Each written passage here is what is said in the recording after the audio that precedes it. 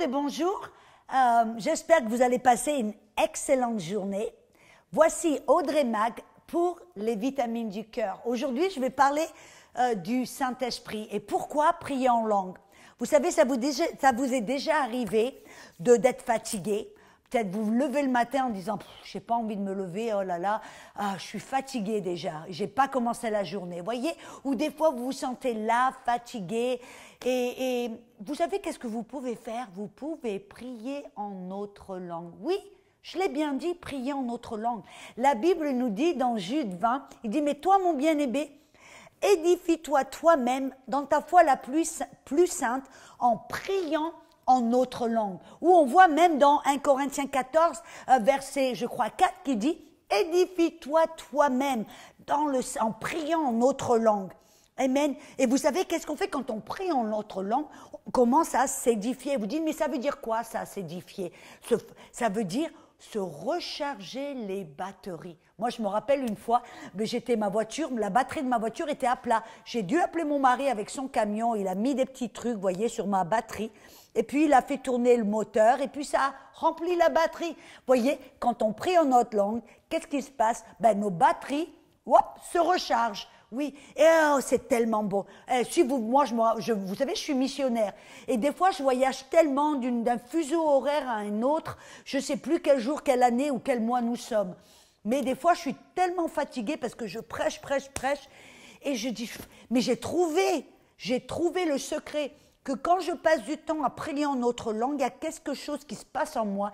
Mon corps se fortifie. J'ai la force qui me revient. Et alors, je passe du temps à prier en autre langue. Alléluia.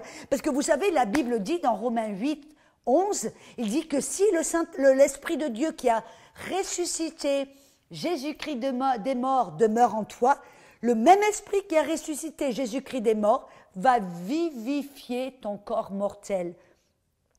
Vous voyez, des fois, notre corps, il est un peu à plat. On peut le vivifier, on peut le fortifier, on peut trouver de la force physique en priant en autre langue. Et peut-être certains d'entre vous, vous faites face à certains symptômes. Vous avez des symptômes où vous faites face à une certaine maladie. Vous savez, quelque chose de formidable que j'ai découvert.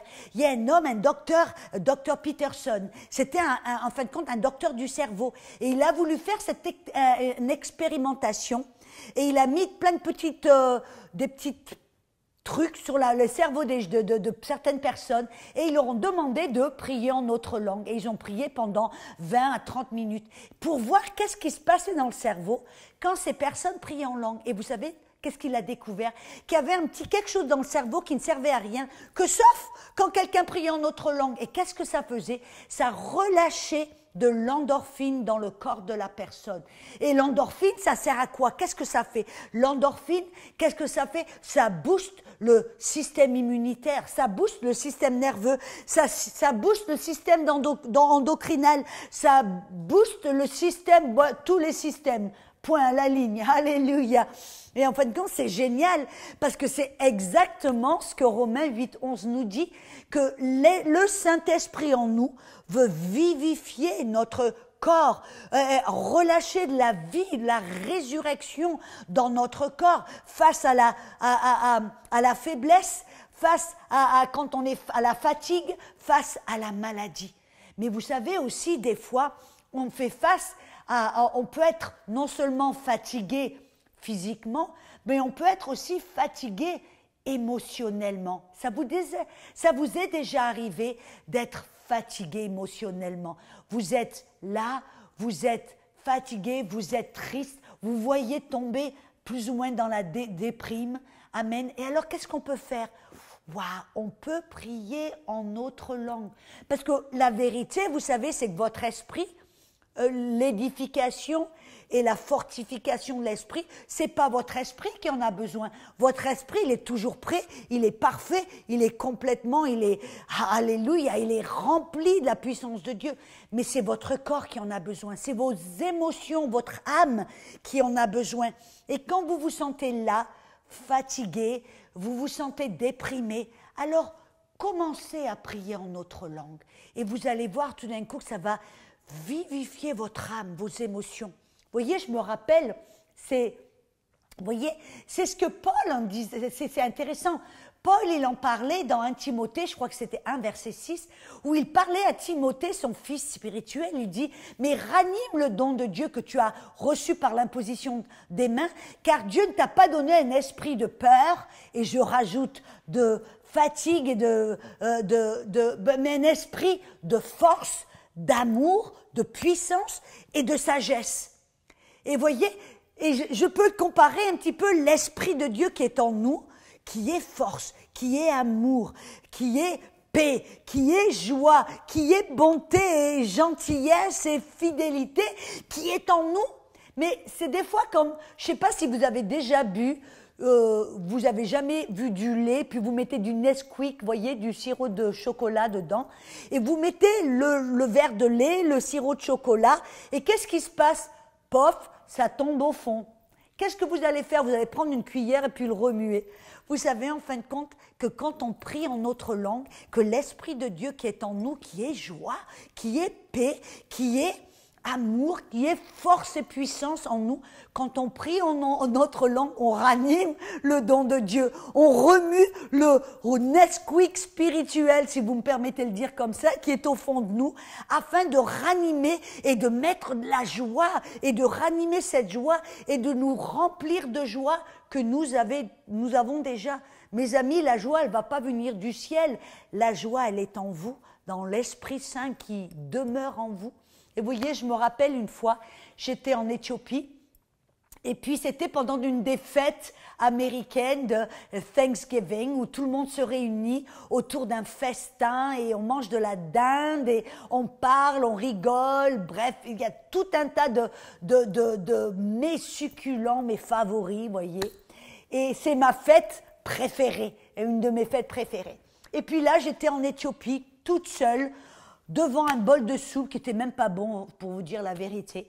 Et puis tout d'un coup, j'étais là et puis j'ai commencé à penser et à m'imaginer ma famille autour de la table, à manger de la dinde fumée et puis de la tomate, de la patate douce et puis ceci, puis cela, bref.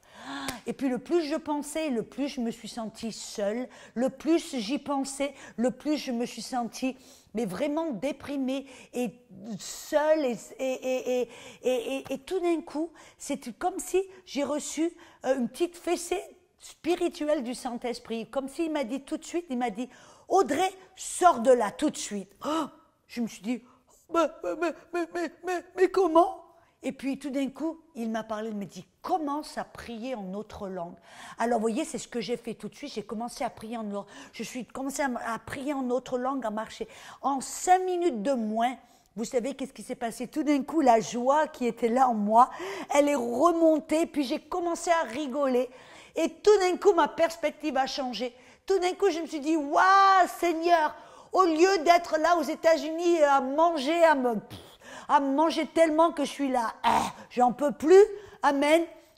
Je suis là en Afrique en train de prêcher l'évangile, la chose que je préfère, qui est ma chose favorite. Merci Seigneur pour ce privilège, cette opportunité. Et puis j'ai commencé à me réjouir, mais c'était pas vous voyez, quelque chose que je me forçais à faire, c'était tellement naturel parce que ça m'est venu du cœur. Pourquoi ?